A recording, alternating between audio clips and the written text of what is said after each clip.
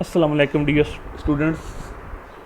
हमने बायोलॉजी का chapter number 20 start किया हुआ है और लास्ट टाइम जो हमने लास्ट टॉपिक डिस्कस किया था वो था DNA as a hereditary material. और जो आज हम टॉपिक स्टार्ट करने जा रहे हैं वो है केमिकल नेचर ऑफ डीएनए। सबसे पहले हमें ये पता होना चाहिए कि न्यूक्लिक एसिड की डिस्कवरी कैसे हुई। इन 1869 अ जर्मन केमिस्ट था जो इसका नाम था फ्रेडरिक मिशर। इसने एक वाइट सब्सटेंस को एक्सट्रैक्ट किया, कहाँ से? ह्यूमन सेल के न्यूक्लियाई से और फिश के स्पर्म से। यानी कि फ्रेडरिक मिशर ने ह्यूमन सेल के न्यूक्लियाई और फिश स्पर्म से एक वाइट सब्सटेंस को एक्सट्रैक्ट किया। उसने उसको नाम दिया न्यूक्लियन का, क्योंकि उसने इसको न्यूक्लियाई से आइसोलेट किया था। क्योंकि उसकी नेचर न्यूक्लियन की एसिडिक इन नेचर था, इसलिए उसको नाम दिया गया न्यूक्लिक एसिड। अब आपको पता है कि न्यूक्लिक एसिड की दो टाइप्स होती हैं, एक को हम कहते हैं डीएनए, दूसरे को हम कहते हैं आरएनए। 1920 में एक साइंटिस्ट था पीए लेविन। इसने डीएनए के बारे में कहा कि इसके 3 मेन कंपोनेंट्स होते हैं। वो कंपोनेंट्स क्या होते हैं? फास्फेट ग्रुप, एक 5 कार्बन शुगर होती है जिसको हम पेंटोज शुगर कहते हैं, और तीसरी चीज़ क्या होती है? नाइट्रोजनस बेस होती है। यानी कि एक डीएनए के अंदर 3 मेन कंपोनेंट्स होते हैं। कौन कौन से? 5 carbon pentose sugar, nitrogenous base and phosphate group. अगर हम बात करें फास्फेट ग्रुप की तो ये उसका स्ट्रक्चर है। ये स्ट्रक्चर आपने ड्रा भी करना है और आपको आना भी चाहिए, और आपने इसकी प्रैक्टिस भी करनी है। ये किसका स्ट्रक्चर है? फास्फेट ग्रुप का स्ट्रक्चर है। नेक्स्ट आ जाता है 5 कार्बन शुगर, जिसको हम पेंटोज शुगर भी कहते हैं। अब देखा जाए तो डीएनए के अंदर कौन सी शुगर होती है? डीऑक्सी शुगर होती है, जबकि आरएनए के अंदर कौन सी शुगर होती है? राइबोज शुगर होती है हमेशा। ये दोनों पेंटोज शुगर हैं। अगर हम इनकी डिफरेंस की बात करें कि इन दोनों डीऑक्सीराइबोज शुगर और राइबोज शुगर में डिफरेंस कहाँ पे आता है, तो डीऑक्सीराइबोज शुगर की जो कार्बन नंबर 2 होती है उसके में हाइड्रोजन ग्रुप अटैच हुआ है, जबकि अगर हम राइबोज शुगर की बात करें तो उसकी कार्बन नंबर 2 के साथ हाइड्रोक्सिल ग्रुप अटैच हुआ है। तो यही इनका डिफरेंस है। बाकी स्ट्रक्चर ऑलमोस्ट सारा सेम है, यहाँ पे जस्ट डिफरेंस आता है। तो अगर आपसे कोई पूछे कि पेंटोज शुगर डीएनए के अंदर कौन सी होती है, तो आपने यही आंसर करना है कि डीएनए के अंदर डीऑक्सीराइबोज शुगर होती है, जबकि आरएनए के अंदर राइबोज शुगर होती है। अगर वो पूछे इन दोनों शुगर में क्या फ़र्क है या क्या डिफरेंस है, तो आपने ये कहना है जो डीऑक्सीराइबोज शुगर है इसकी कार्बन नंबर 2 के साथ जस्ट हाइड्रोजन अटैच है, जबकि राइबोज शुगर के साथ जो कार्बन नंबर 2 है उसकी राइबोज शुगर की उसकी कार्बन नंबर 2 पे हाइड्रोक्सिल ग्रुप अटैच है। तो यही इनका डिफरेंस है। नेक्स्ट आ जाता है नाइट्रोजनस बेसिस। नाइट्रोजनस बेसिस की 2 कैटेगरीज होती हैं, एक को हम कहते हैं प्योरीन, दूसरे को हम कहते हैं पैरामिडीन। जो प्योरीन बेसिस होती हैं वो डबल रिंग्ड होती हैं हमेशा। प्योरीन बेसिस हमेशा डबल रिंग्ड होती हैं और इसमें 2 बेसिस आती हैं। कौन कौन सी? Adenine and guanine. जबकि पैरामिडीन बेसिस जो होती हैं वो सिंगल रिंग्ड होती हैं हमेशा, उनका रिंग सिंगल होता है। और उसमें कौन कौन सी बेसिस आती हैं? 3 बेसिस आती हैं। कौन कौन सी? Cytosine, thymine and uracil. एक डीएनए के अंदर जो पैरामिडीन बेसिस होती हैं उनको हम कहते हैं साइटोसिन एंड थायामीन, जबकि आरएनए के अंदर जो पैरामिडीन बेसिस आती हैं वो कहलाती हैं साइटोसिन एंड यूरासिल। तो आप कह सकते हैं कि डीएनए के अंदर जो 4 बेसिस होती हैं उनके नाम ये हैं: adenine, guanine, cytosine and thiamine. जबकि आरएनए के अंदर जो बेसिस होती हैं वो आती हैं adenine, guanine, cytosine and uracil. यानी कि नाइट्रोजनस बेसिस की बेस पे डीएनए के अंदर 4 डिफरेंट बेसिस होती हैं: adenine, guanine, cytosine and thiamine. जबकि आरएनए के अंदर होती हैं adenine, guanine, cytosine and uracil. और डीएनए के अंदर कौन सी शुगर होती है? डीऑक्सीराइबोज शुगर होती है, जबकि आरएनए के अंदर कौन सी शुगर होती है? राइबोज शुगर होती है।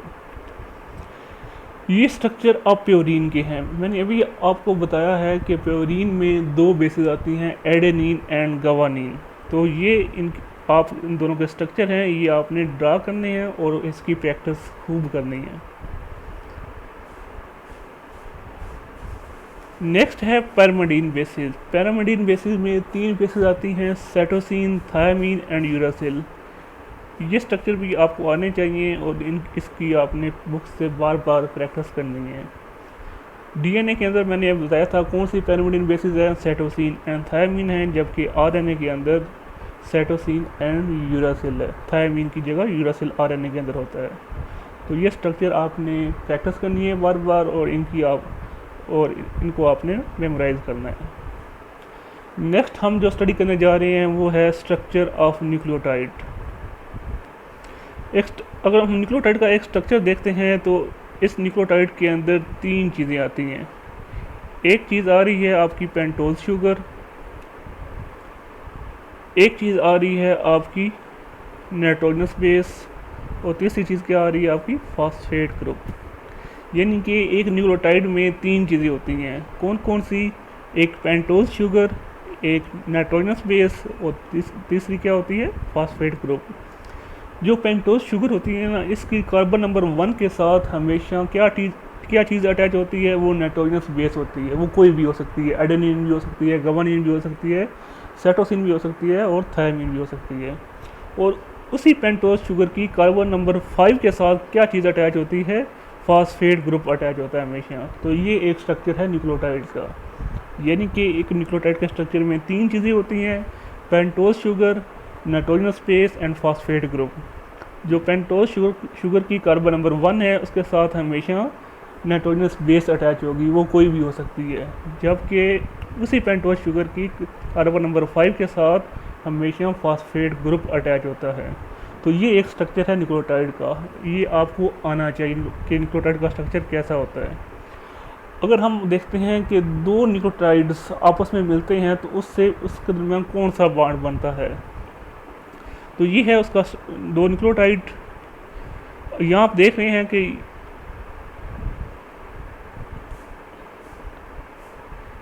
यहाँ पे 2 न्यूक्लियोटाइड्स हैं। एक न्यूक्लियोटाइड ऊपर है, दूसरा न्यूक्लियोटाइड नीचे है। हमेशा जो पहला न्यूक्लियोटाइड होगा उसकी जो पेंटोज शुगर होगी, पेंटोज शुगर की जो कार्बन नंबर 3 के ऊपर हाइड्रॉक्सिल ग्रुप अटैच होता है उसका, और जो दूसरा न्यूक्लियोटाइड होता है उसकी जो पेंटोज शुगर होती है उसके साथ जो फॉस्फेट ग्रुप अटैच होता है 5 नंबर कार्बन के ऊपर, फॉस्फेट ग्रुप का जो हाइड्रॉक्सिल ग्रुप होता है इसका आपस में एक बॉन्ड बनता है जिसको हम कहते हैं फॉस्फोडाइईस्टर बॉन्ड कहते हैं।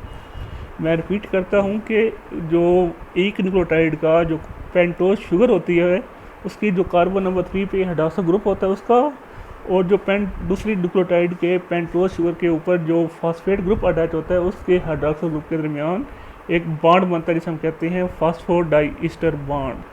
इसको हम फॉस्फोडाइईस्टर बॉन्ड इसलिए कहते हैं क्योंकि इसमें 2 ईस्टर बॉन्ड बनते हैं। एक ईस्टर बॉन्ड ये बना हुआ है, दूसरा ये बना हुआ है।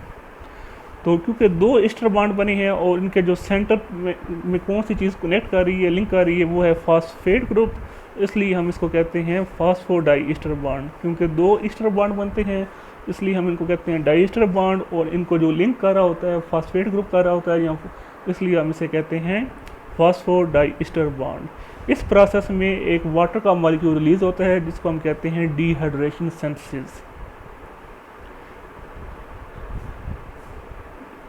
ये मैंने पॉइंट लिखा हुआ भी है कि in a typical nucleotide nitrogenous base is attached to carbon number 1 of the pentose sugar and phosphate group is attached to carbon number 5 of the pentose sugar. The reaction between 5PO4 group of one nucleotide and 3OH of the next nucleotide is a dehydration process, forming a covalent bond known as phosphodiester bond. ये मैंने discuss कर ली है। उसके बाद आ जाता है कि Irwin चरागॉफ एक साइंटिस्ट गुजरा है, उसका क्या कंट्रीब्यूशन था डीएनए की केमिकल नेचर में। तो उसने ये कहा था कि डीएनए में जो अमाउंट ऑफ एडेनिन होती है वो हमेशा इक्वल होती है किसके? The amount of thymine. इसी तरह उसने ये कहा था कि डीएनए में जो अमाउंट ऑफ गुआनिन होती है वो हमेशा इक्वल होती है किसके? साइटोसिन के। यानी कि उसने ये कहा था जो प्रपोर्शन होता है प्योरीन का वो हमेशा इक्वल होता है टू द प्रपोर्शन ऑफ पैरामीडीन। यानी कि इसने ये 3 पॉइंट दिए थे कि एडेनिन हमेशा इक्वल होता है किसके, द अमाउंट ऑफ थायमीन। इसी तरह जो अमाउंट ऑफ गवानीन है वो हमेशा इक्वल होता है द अमाउंट ऑफ साइटोसिन। तो कहा जा सकता है कि जो प्रपोर्शन ऑफ प्योरीन होती है वो हमेशा इक्वल होती है to the proportion of pyrimidine. Next contribution है Rosalind and Franklin and Maurice Wilkins. ये बेसिकली दोनों जो थे ये ब्रिटिश बायोकेमिस्ट थे। इन्होंने डीएनए के मॉलिक्यूल के ऊपर एक्स-रे डिफ्रैक्शन एनालिसिस किया था। इन्होंने क्या किया, इन्होंने डीएनए के क्रिस्टल्स के ऊपर एक्स रेज को बम्बार्ड किया। एक्स रेज को जब डीएनए के क्रिस्टल्स के ऊपर बम्बार्ड किया तो जो एक्स रेज थी वो डिफ्रैक्ट हुई। डिफ्रैक्ट होने के बाद उन्होंने उस पैटर्न को एक फोटोग्राफिक फिल्म के ऊपर रिकॉर्ड किया, जिससे उन्होंने ये नतीजा अखज़ किया कि जो डीएनए का स्ट्रक्चर है ये 3 डायमेंशनल स्ट्रक्चर है। और उन्होंने ये कहा कि जो डीएनए की शेप है वो हेलिकल है, और जो डीएनए का डायमीटर है वो 2 नैनोमीटर है, और एक कंप्लीट हेलिकल टर्न में का जो डिस्टेंस है वो तकरीबन 3.4 नैनोमीटर का है। इन्होंने क्या किया था, इन्होंने ये किया था कि जो डीएनए के क्रिस्टल्स थे उनके ऊपर एक्स रेज बम्बार्ड की थी, और उसके बाद उस बम्बार्ड करने के बाद जो एक्स रेज डिफ्रैक्ट बैक हुई थी उस पैटर्न को इन्होंने फोटोग्राफिक फिल्म पर रिकॉर्ड किया। उससे उन्होंने ये नतीजा अखज़ किया कि जो डीएनए का स्ट्रक्चर है वो 3 डायमेंशनल है, इसकी शेप हेलिकल है, और इसका डायमीटर 2 नैनोमीटर है, और एक कंप्लीट हेलिकल टर्न का जो डिस्टेंस होता है वो होता है 3.4 नैनोमीटर। उसके बाद 1953 के अंदर 2 साइंटिस्ट थे, James Watson and Francis Crick. इन्होंने डीएनए का मॉडल दिया जो कि आज तक एक्सेप्टेबल है। तो इसके जो इम्पॉर्टेंट फीचर्स उन्होंने दिए थे वो ये हैं। जो पहला फीचर उन्होंने दिया था वो ये था कि डीएनए जो है डबल स्ट्रैंडेड है, यानी कि एक स्ट्रैंड ये है और दूसरा स्ट्रैंड ये। जो पहला पॉइंट इस फीचर उन्होंने दिया था वो ये था कि DNA is made up of 2 polynucleotide chain. इसका मतलब ये है कि डीएनए जो है वो डबल स्ट्रैंडेड है, और हर स्ट्रैंड के अंदर पॉलीन्यूक्लियोटाइड्स हैं। पॉलीन्यूक्लियोटाइड का मतलब ये है कि उसके अंदर बहुत सारे न्यूक्लियोटाइड्स हैं। तो ये पहला पॉइंट है कि DNA is made up of 2 polynucleotide chain, या आप कह सकते हैं DNA is a double stranded. उसके बाद हम बात करते दूसरा जो पॉइंट है उसका ये है कि जो विड्थ होती है डबल स्ट्रैंडेड डीएनए मॉलिक्यूल की वो होती है 2 नैनोमीटर, या आप कह सकते हैं डायामीटर उसका, यानी कि जो width of double stranded DNA is 2 nanometre. तीसरा पॉइंट ये है कि जो दोनों स्ट्रैंड्स हैं वो आपस में एंटी पैरेलल होते हैं। एंटी पैरेलल का मतलब ये है कि एक स्ट्रैंड जो होता है वो 5 प्राइम टू 3 प्राइम होता है, जबकि दूसरा स्ट्रैंड 3 प्राइम टू 5 प्राइम होता है, यानी कि इनका जो डायरेक्शन है वो एंटी पैरेलल है। एक स्ट्रैंड 5 प्राइम टू 3 प्राइम है, जबकि दूसरा स्ट्रैंड 3 प्राइम टू 5 प्राइम है। और जो फोर्थ फीचर है वो था कि DNA is a ladder like structure. उस लैडर की शेप में जो अपराइट्स होते हैं, अपराइट्स मीन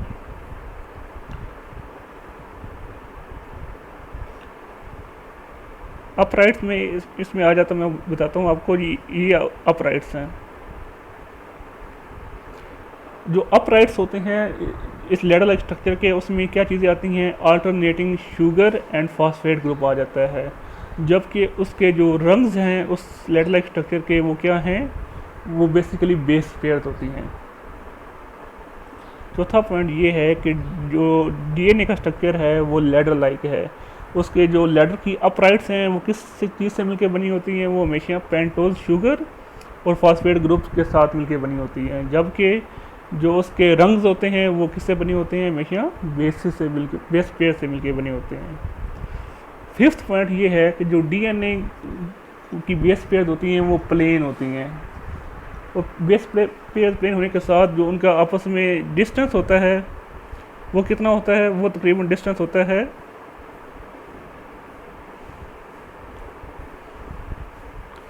ये डिस्टेंस जो है ये कितना है, ये ऑलमोस्ट जो है 0.34 नैनोमीटर का होता है।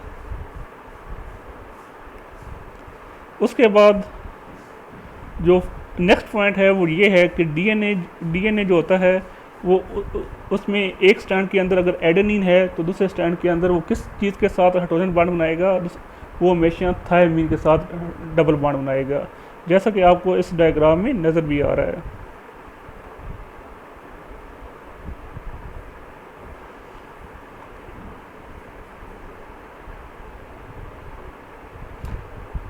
एक मिनट जस्ट,